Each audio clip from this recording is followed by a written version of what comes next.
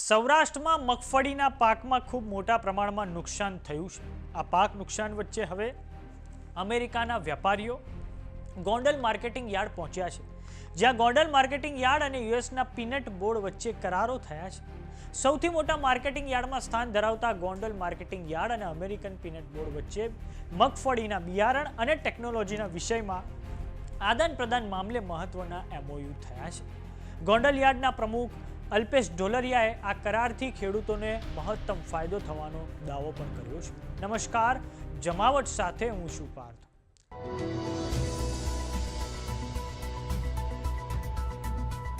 સૌરાષ્ટ્રની મગફળીનો અમેરિકામાં હવે ડંકો વાગ્યો છે, કેમ કે ગોંડલ માર્કેટિંગ યાર્ડ અને અમેરિકન પીનટ બોર્ડ વચ્ચે મગફળીના બિયારણ અને ટેકનોલોજીના આદાન પ્રદાન મામલે મહત્વના એમઓયુ એટલે કે મેમોરેન્ડમ ઓફ અન્ડરસ્ટેન્ડિંગ થયા છે। તો હવે અમેરિકન પીનટ બોર્ડના સદસ્ય પાર્કર જોબે ગોંડલ માર્કેટિંગ યાર્ડની મુલાકાત લીધી હતી।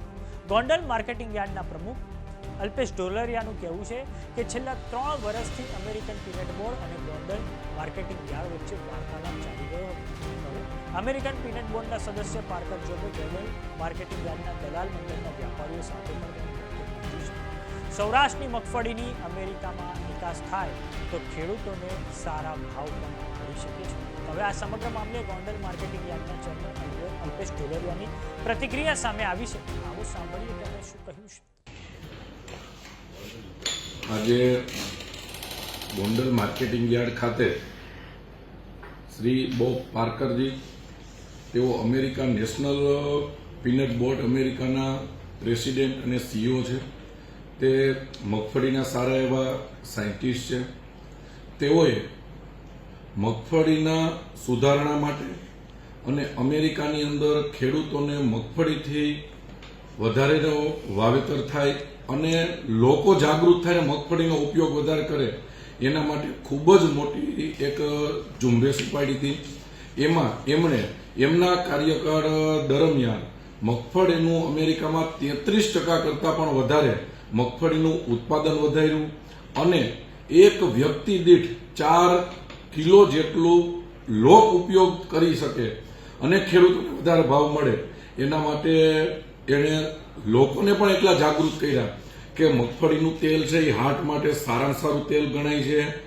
કોઈ પણ બદામ હોય, અખરોટ હોય કે કોઈ પણ એવા સૂકા મેવા નથી જે મગફળી જેટલી તાકાતવાળું હોય, એની અંદર એટલું પ્રોટીન આવે છે, એટલી તાકાત આવે છે। તો આપણા માર્કેટિંગ યાર્ડ સાથે આજે એમણે ખેડૂતોને વધારે ભાવ મળે અને ખેડૂતોને નવી ટેકનોલોજી મળે, ખેડૂતોને નવું સંશોધન મળે એના માટે એમણે આજે આપણા એપીએમસી જોડે એમઓયુ કર્યું છે અને એપીએમસી સાથે જોડાયેલા અને સમગ્ર આપણા ગુજરાતના ખેડૂતોને બેનિફિટ થાય એના માટે આપણે ઘણો સમયથી એમને વિનંતી કરી હતી।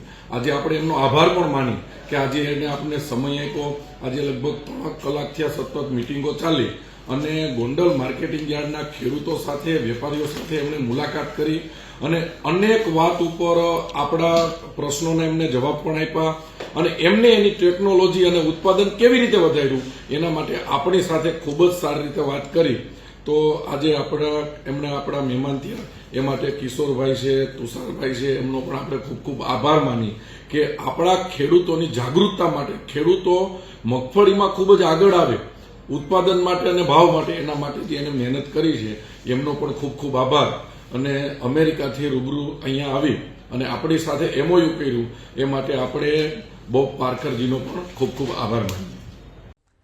વાત કરીએ અમેરિકન પીનટ બોર્ડના સદસ્ય પાર્કર જોબની, તો તેમની અમેરિકામાં મગફળીના ક્ષેત્રે ક્રાંતિ લાવવામાં ખૂબ મહત્વનો ફાળો છે। વાત કરીએ કમોસમી વરસાદ, તો આ વખતે દિવાળી પછી જે માવઠું હતું તેના કારણે 42 લાખ હેક્ટર જેટલી જમીનને ગુજરાતમાં આ વખતે નુકસાન થયું છે, જેમાં 16,000 ગામોને અસર થઈ છે અને આ લાખો હેક્ટર જમીનમાં સૌથી વધારે મગફળીના પાકને આ પછી સોયાબીન સહિત અન્ય પાકો પણ જોડાયા છે। તો આ બાબતે મુખ્યમંત્રી ભૂપેન્દ્ર પટેલ દ્વારા થોડાક સમય અગાઉ જાહેરાત કરવામાં આવી હતી કે સરકાર હવે 9 નવેમ્બરથી ટેકાના ભાવે મગફળી ગુજરાતના 300 ખરીદ કેન્દ્રો પરથી ખેડૂત દીઠ 125 મણ મગફળી સહિતના પાકોને રાજ્ય સરકાર